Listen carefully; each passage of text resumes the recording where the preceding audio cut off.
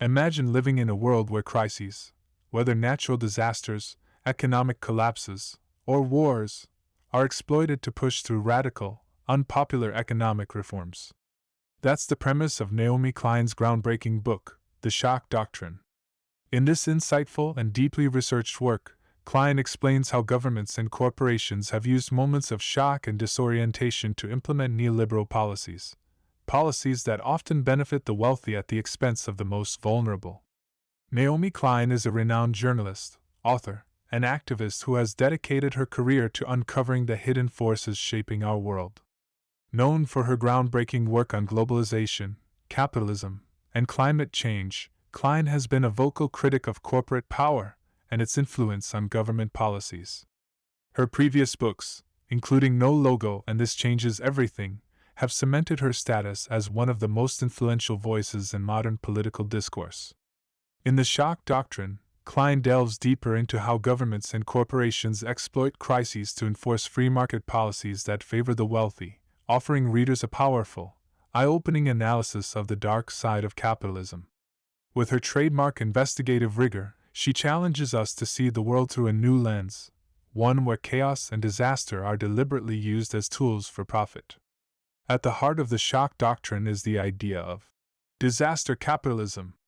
Klein argues that neoliberal economists, inspired by Milton Friedman and the Chicago School of Economics, have long been waiting for moments of crisis to push through free market policies that would otherwise face strong public opposition.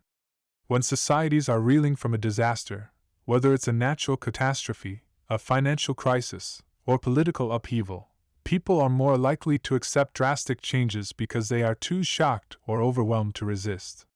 Shock therapy, the origins. Klein traces the roots of this strategy back to the idea of shock therapy, a term first used to describe drastic economic reforms introduced in Latin America during the 1970s. These reforms were designed by economists trained at the University of Chicago under Milton Friedman, who believed that the free market, left to operate with minimal government intervention, would create prosperity and growth. However, these policies often led to increased inequality, poverty, and instability in the countries where they were implemented. Klein compares this economic shock therapy to another form of shock treatment, psychiatric experiments conducted in the mid-20th century. Psychologists believe that by subjecting patients to electric shocks, sensory deprivation, and other forms of psychological trauma, they could wipe the slate clean and rebuild their personalities.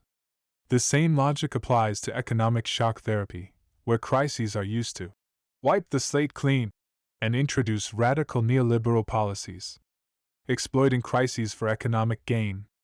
A key point Klein makes throughout the book is that crises, whether manufactured or natural, are often seized upon by governments and corporations to push through economic reforms. Klein describes how in the wake of Hurricane Katrina in 2005, for example, New Orleans' public school system was almost entirely replaced by charter schools. What was once a public asset became privatized, benefiting a few at the expense of many. She also highlights the 2003 invasion of Iraq, which Klein presents as a classic example of disaster capitalism. Not only was the war sold to the American public as a necessary action to spread democracy, but in its aftermath, Iraq became a testing ground for economic policies that privatized nearly every aspect of the country's economy. U.S. corporations and contractors were brought in to rebuild Iraq, profiting from the chaos and destruction left behind by the war. The country's resources, including oil, were opened up to private foreign companies. This, according to Klein, is a clear instance of how shock and trauma were used to facilitate the redistribution of wealth upwards. The three forms of shock. Klein explains that there are three types of shocks involved in the shock doctrine: the shock of the crisis itself. Whether it's a natural disaster, a war, or an economic meltdown, the crisis throws society into a state of disarray. The shock of economic reforms. In the wake of the crisis, governments, often under the influence of international financial institutions like the International Monetary Fund, IMF, implement radical economic reforms, often without consulting the public. These reforms typically involve cuts to public services, deregulation of industries, and the privatization of public assets. The shock of repression. When people resist these changes, governments often use force to suppress dissent.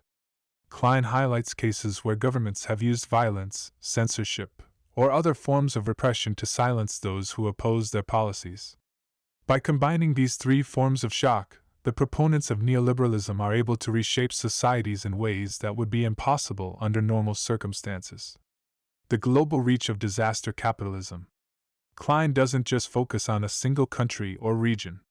She shows how disaster capitalism has been implemented globally, from Latin America to Eastern Europe, from Africa to Asia. One striking example is in post-apartheid South Africa. After the fall of the apartheid regime, South Africans hoped that economic reforms would accompany their newfound political freedom. However, Klein argues that the economic policies implemented by the government were largely neoliberal in nature, resulting in continued poverty and inequality for many black South Africans.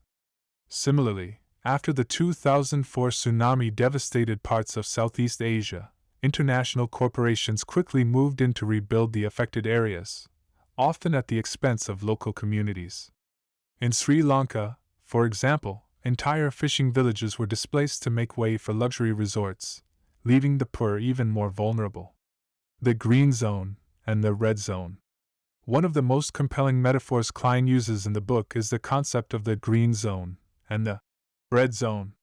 The green zone refers to protected, wealthy areas that benefit from neoliberal policies, while the red zone represents the chaotic, underdeveloped, and often dangerous areas left behind by these same policies. She uses post-war Iraq as a stark example, where the American military and contractors lived in a secure green zone, while the rest of Iraq, the red zone, descended into violence and poverty. This metaphor is extended to the global economy as well.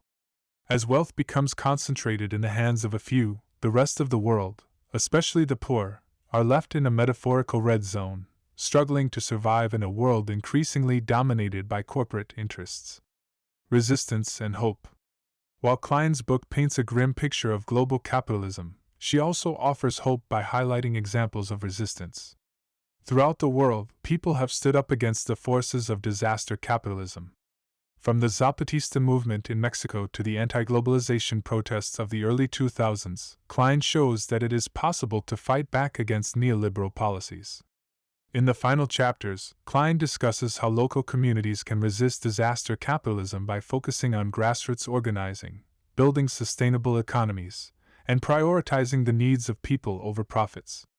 She encourages us to rethink our understanding of economic progress, suggesting that true prosperity comes not from unregulated markets, but from strong public institutions that serve the needs of all citizens. The urgency of awareness. The Shock Doctrine serves as both a warning and a call to action. Klein's central message is that we must be aware of how crises are used to push through economic policies that benefit the few at the expense of the many. By understanding the mechanics of disaster capitalism, we can better resist it, protecting public assets, civil liberties, and democratic governance in the face of future shocks. Klein doesn't just leave us with a sense of despair. She offers the tools we need to see through the rhetoric of neoliberalism and fight for a more just and equitable world. In a time where crises are becoming more frequent, understanding the Shock Doctrine is crucial for anyone who wants to defend the values of democracy, equality, and fairness. In short, the Shock Doctrine is a powerful critique of global capitalism and its ability to exploit crises for profit. By exposing these tactics, Klein empowers readers to resist the forces of disaster capitalism and advocate for policies that prioritize people over profit. Thank you for listening.